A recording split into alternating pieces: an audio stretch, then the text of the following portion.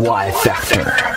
State elections are coming up on the 26th of March, and it's just really interesting to see the Labor-Liberal clashes once again. Especially when we look at it in the way it's developing in the Muslim community. Well, honestly, Labor has taken, the votes they're getting from minority groups for granted, but it's really interesting to see that in the last couple of months, just Bankstown and Lakemba regions, the fluctuation of Liberal posters and some prominent Muslim organisations actually backing Liberal candidates. Now, we're not telling you who to vote for, but we were just a bit sceptical because Liberal the has party really line. They have really good short-time solutions for us, especially because I think in large Muslim community deals with things with businesses that perhaps are better off with Liberal policies. Yep. But in the long run, like you were about to mention, Tasneem, the Liberal line is not very pro-Muslim. Well, interestingly enough, Independent MP Andrew Wilkie actually came out and he said that the Liberal Party is racist and they're corrupted by hatred, and he actually condemned what he thought was racism that eats at the Liberal Party. And I think what he was referring to was comments by spokespersons Scott Morrison and Corey Bernard, because they did not deny at all the fact that they were going after the votes of the people who were anti-Muslim, so they didn't mind being perceived as anti-Muslim to get the votes of those people who believed the same way, and at the same time they're still counting on Muslim votes in areas that are dominated by Muslim populations. Well, it's really interesting because apparently Christina Keneally has this new thing in the last 3 months, awards for marginal minority seats, and it's basically costing $300,000, and she's handing out awards to members of Indian, Lebanese, Vietnamese, Filipino communities in official ceremonies held at the government house. And some people are skeptical. It's like, currying favour with minorities. Votes. Well, you know what? Those people who are going to vote for Liberal, I can't say I blame them very much for their line of thinking, because the current Labor government and the one before it, I'm talking state government here, really has been a disaster, to put it in the nicest way possible. I don't know, at the moment it's so hard to even make up your mind what you would vote for. I'm not saying vote for one or the other. I'm thinking both have really a long list of negatives. No, I think, as we mentioned earlier, that the issue here is it's based on the values that the party itself espouses. And our audience out there, would you, for example, vote for a party, whether it be Liberal or any other party, if in the short term it might help you, but in the long term, that endorsing such a party, you are endorsing, party values and that are not necessarily pro the Muslim community. Not just pro the Muslim community, I think just generally, like, for example, let's just take one issue that's hotly debated at the moment, the issue of asylum seekers. Now, I know, they have Muslim backgrounds and stuff, but this is honestly an issue of humanitarian dignity.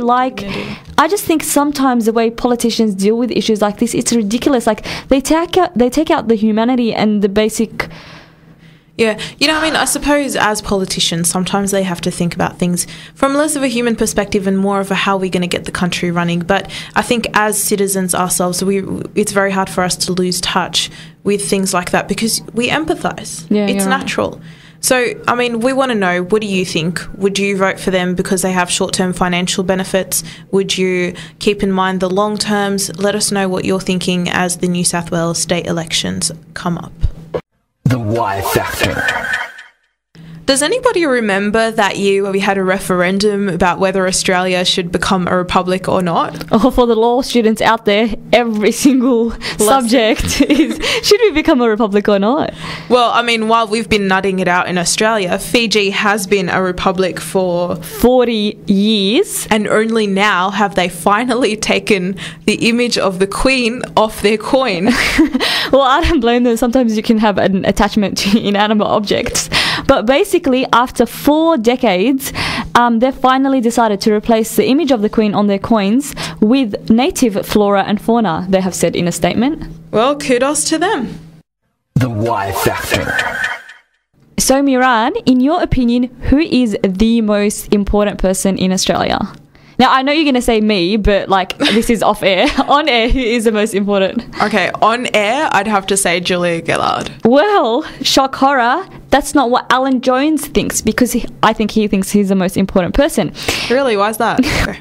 Earlier this week, Julia Gillard actually had an on-air interview with Alan Jones, and shock horror, she was running 10 minutes late. Now, she's the Prime Minister, for goodness sakes, you'd excuse her for being busy.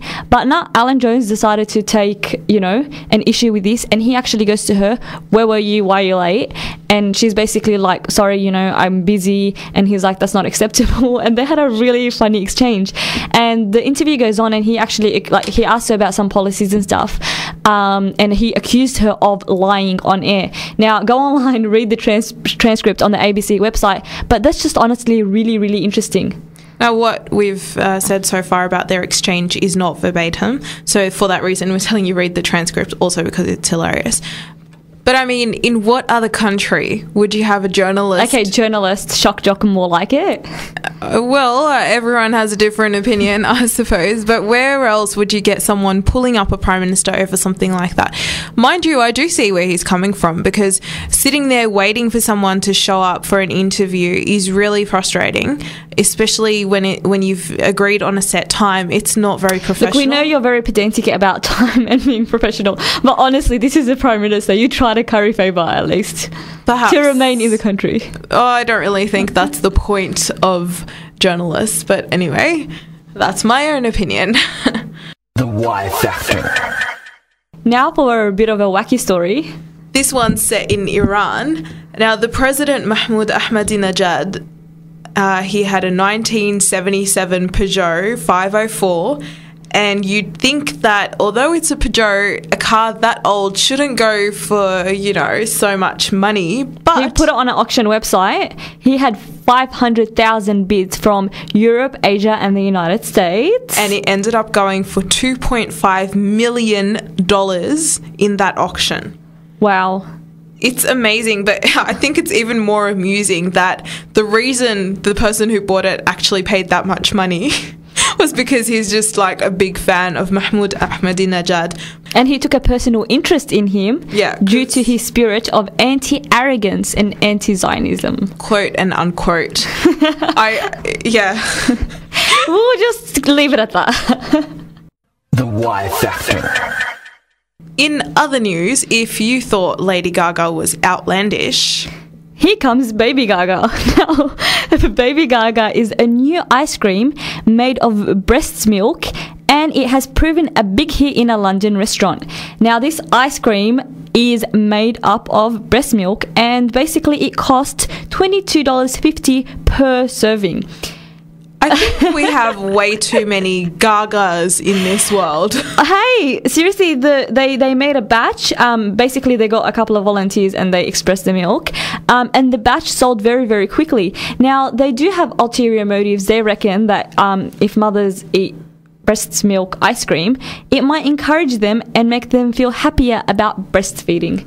So we'll leave that up to struggling mothers to decide, but next time you see Baby Gaga, be careful, it's breast milk ice cream. Please let us know on our Facebook page if you're as grossed out as I am by this. We are about to take a short break now. After the break, inshallah, we'll be talking to an academic regarding issues of religion, and after that, inshallah, we will... Religious skepticism, more like it. Yep. And after that, inshallah, we'll have a short talk with another guest on the show who will tell us a little bit about an upcoming event that involves civic duty. We're going to take a short break. So stay tuned. You're listening to The Y Factor on 87.6 FM.